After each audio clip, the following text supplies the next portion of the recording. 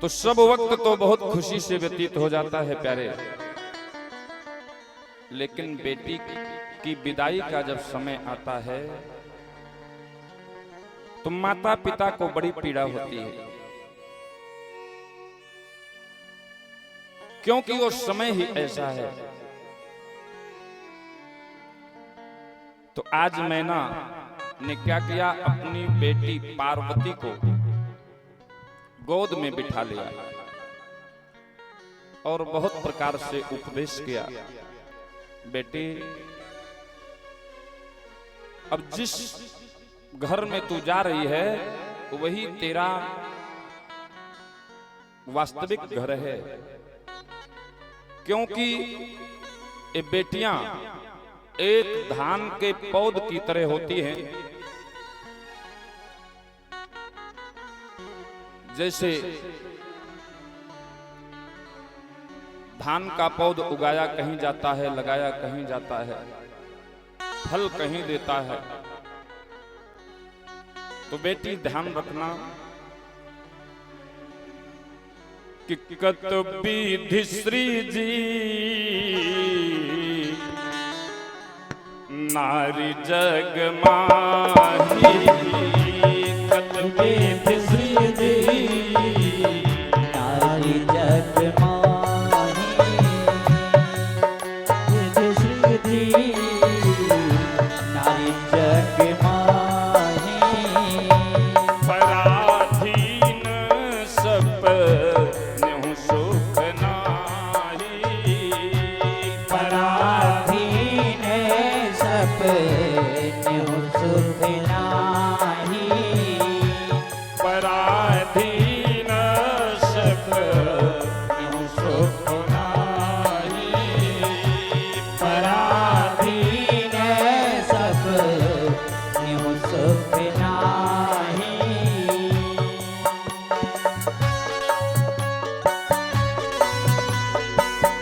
जय हो।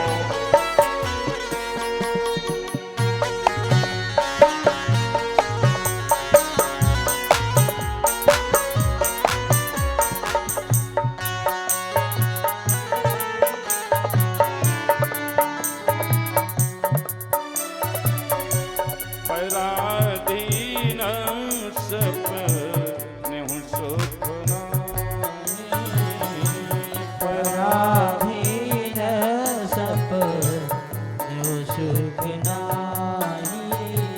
आज माँ ने अपनी बेटी को गोद में बिठा करके दिव्य उपदेश किया। बेटी, नारी की यही गति है, ये जन्म लेती है कहीं, और जब बेटी जन्म लेती है तो माँ बाप के अधीन होती है। बाल्ये पितुर्वसे तिष्ठेत, जब कन्या छोटी होती है तो पिता के अधीन, माँ के अधीन, और युवावस्था में पति के अधीन, वृद्धावस्था में पुत्र के अधीन। स्त्री नाम न स्वतंत्र महति, इको हल्का और कम कर, हल्का। प्यारे, बहुत प्रकार से माँ ने समझाया है। बेटी, नारी का जीवन ही ऐसा होता है कि इसके आंचल में तो दूध की धार बहती है, लेकिन नारी का जीवन ऐसा होता है कि जन्म से लेकर जीवन पर्यंत इसकी आंखों में केवल आंसू हैं, केवल आंसू। कि नारी जीवन हाय तुम्हारी यही कहानी, आंचल में है दूध और आंखों में पानी।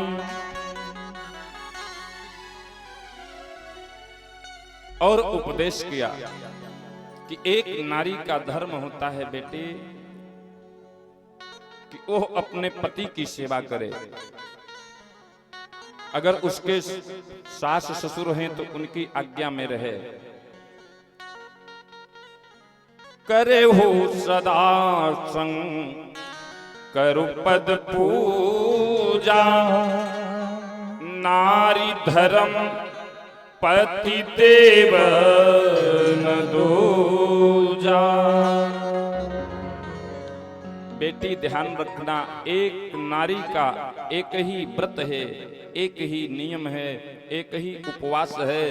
वो है क्या कि जो अपने पति की आज्ञा में रहे, पति की सेवा करे। पति से विमुख हुई नारी कहीं सुख नहीं पाती, कहीं उसे शांति नहीं मिलती, उसे हर क्षण अपमान का घूंट ही पीना पड़ता है।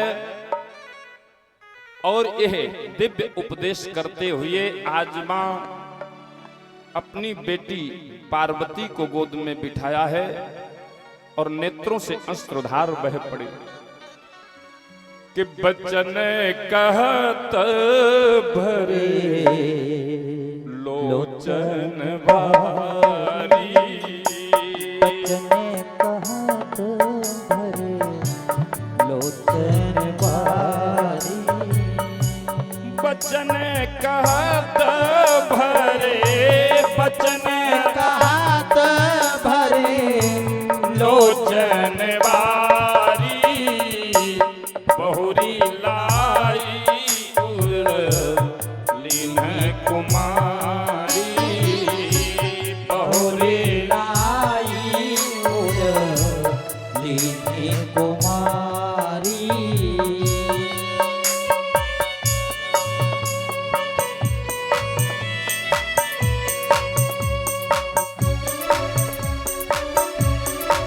जय हो।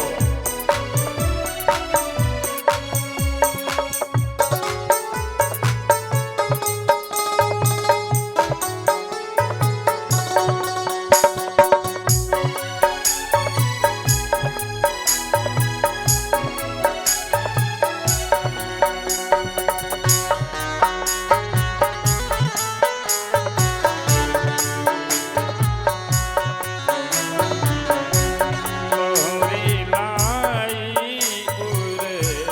लीनी कुमारी, बहुरी लाई उर लीनी कुमारी, लीन कुमारी, लीन कुमारी। माँ बेटी को दिव्य उपदेश कर रही है, बार बार गोद में बिठाती है, नेत्रों से प्रेमाश्रु छलक रहे हैं। बेटी ध्यान रखना, एक नारी की ड्यूटी है, धर्म है, वचन से, कर्म से, तन से, मन से, किसी भी प्रकार से पति सेवा से नारी विमुख न हो। और बेटी, एक नारी का जीवन गंगा की धार की तरह है।